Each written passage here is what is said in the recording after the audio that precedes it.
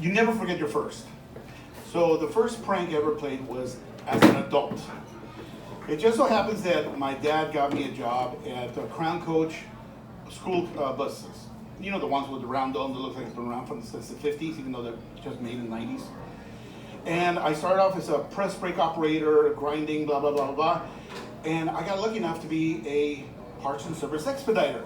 Translation, glorified worker, gopher. Okay. So I basically went and picked up parts, picked up the drivers or whatever. But once in a while, you had to take mechanics down to San Diego. We were in Chino, so we had to go to San Diego, Tustin.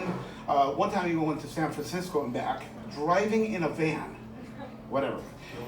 Anyway, so I built a really good rapport with most of the mechanics. And, you know, on the way up, I drive. On the way back, they drive. We have talks, whatever. But there was this one guy, Angelo.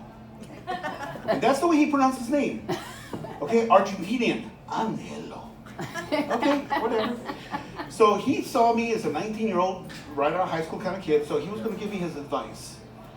So, for the women, you talk like this and you compliment on their breasts. And you tell them they have nice butt. Okay, so I'm 19 years old and I understand the word misogyny. And I'm trying to ignore this guy. But what really got to me is the fact that this guy is a mechanic. You don't go to the job site, change into white overalls, put on gloves, and perform like the thing's got cooties. Come on. So, okay, no problem. All right, that's the way he is. But he would never talk anything except women. He would never say anything, or on the way back, he'd just fall asleep. It was the worst kind of thing. So finally, after a few conversations, and the conversations got worse, and I'm not going to share what it was, I finally got fed up. So, I'm driving, and I see an opportunity. So, driving, okay, I pull up, and there's a truck driver. Okay, then see him? Yeah, okay. You drive 55 and stay there. I honk, you honk, okay?